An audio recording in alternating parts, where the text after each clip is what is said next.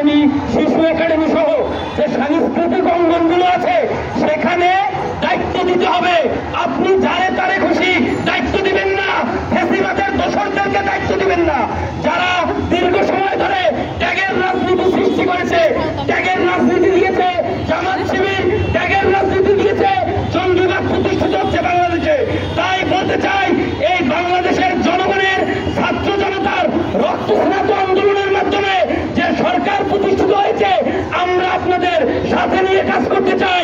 কিন্তু রাজপথে যারা আন্দোলন সংগ্রাম করেছে তাদের কথাও শুনতে হবে। যারা 5ই আগস্ট এসে বিকাল বেলা যোগ দিয়েছে তাদের কথা মতো দেশ চালালে আবারও ফ্যাসিবাদের দোসররা সুযোগ পাবে। তাই বলতে চাই, ফ্যাসিবাদের দোসরদেরকে কোনো সুযোগ দেওয়া যাবে না। তাদেরকে অবিলম্বে চিহ্নিত করে গ্রেফতার করে আইনের আওতায় আনতে হবে।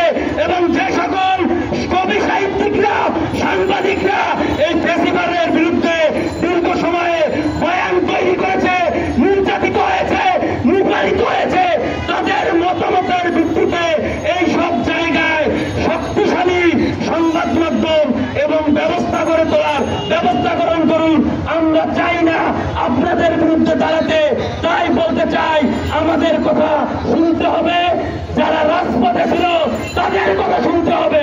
ইনশাআল্লাহ বাংলাদেশ সঠিক পথে এগিয়ে যাবে।